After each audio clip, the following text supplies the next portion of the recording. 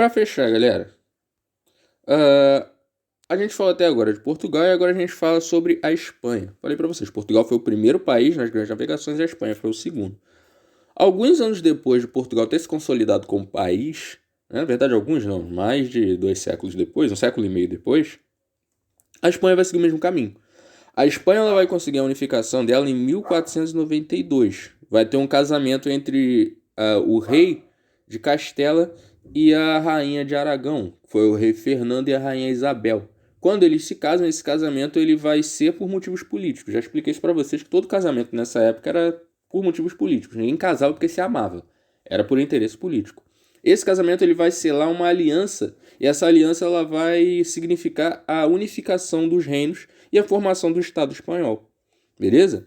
No mesmo ano em que a Espanha é unificada, a Espanha também começa a investir em grandes navegações. Só que assim, pensem comigo, o mar Mediterrâneo ainda estava fechado pelos árabes. A rota pelo oceano era de Portugal. Portugal não ia simplesmente deixar de passarem por ali. Então a Espanha precisava de uma nova rota para chegar até a Índia, para chegar até a China, para chegar até o Oriente. É nesse momento que surge um cara, um tal de um italiano, um genovês, chamado Cristóvão Colombo, com algumas ideias meio loucas para a época.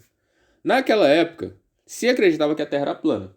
Só que Colombo era uma das poucas pessoas que defendia que a Terra era esférica e não plana. Dizia que a Terra era redonda, na verdade. E qual foi o plano que Colombo levou até os reis da Espanha? Ele pretendia chegar até a China dando uma volta pelo globo terrestre inteiro. Então, tipo assim, ó, vou voltar lá no mapa. Ele sairia aqui desse pontinho verde aqui na Europa. Aqui de onde estão saindo essas setinhas. Esse pontinho verde aqui é a Espanha. Ele sairia daqui, iria em direção à esquerda, beleza? Pro lado aqui da América, para dar a volta e chegar até aqui em Macau. Essa era a ideia do Cristóvão Colombo. Só que o que ele não esperava é que no meio do caminho ele ia encontrar um pedacinho de terra chamado América. Beleza? Em 1492, nas suas navegações, Cristóvão Colombo, abre aspas, descobre, fecha aspas, a América. Beleza?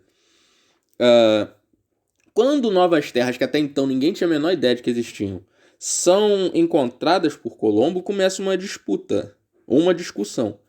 A quem pertencem essas terras? A Espanha chegou lá, mas a Espanha só se lançou ao oceano porque Portugal se lançou primeiro. Então essas duas potências, que eram os dois únicos países unificados até então, vão começar a disputar esse território. É óbvio que ninguém ia chegar num acordo pacífico. Então, para não haver uma guerra, a Igreja Católica ela vai propor um acordo. O Papa, então, ele vai propor, em 1493, o seguinte. Um acordo ficou conhecido como Bula Intercoetera. A Bula Intercoetera seria o seguinte. Tendo como referência as ilhas de Cabo Verde, seria traçada uma linha imaginária. Tem um mapa que eu vou pular logo para o mapa para mostrar para vocês.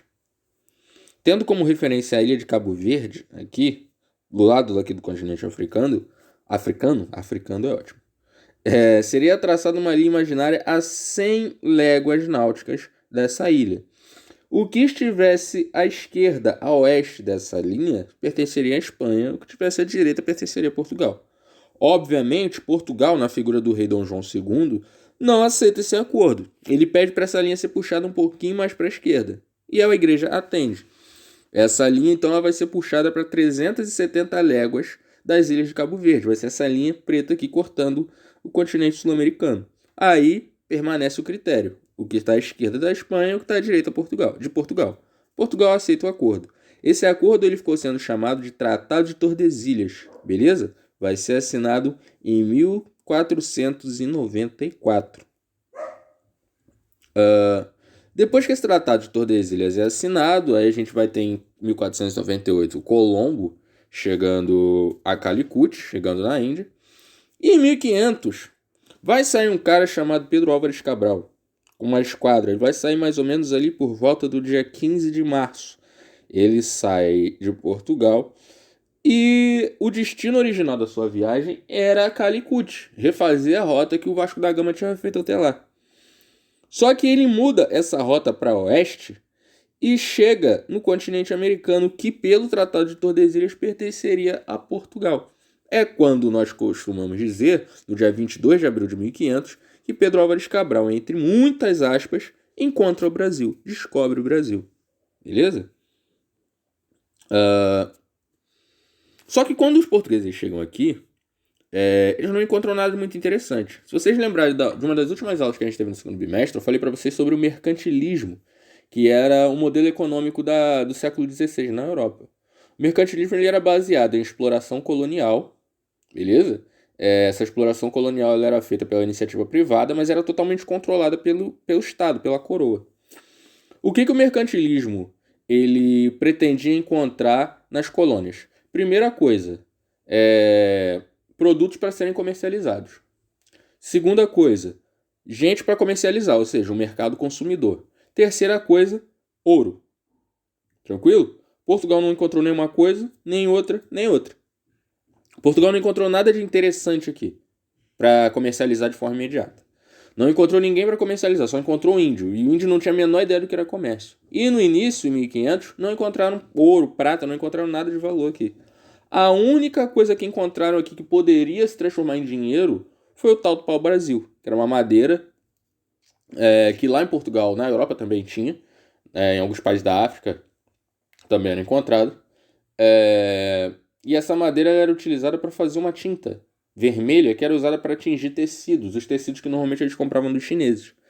Então a primeira exploração econômica que Portugal vai fazer aqui vai ser o pau-brasil.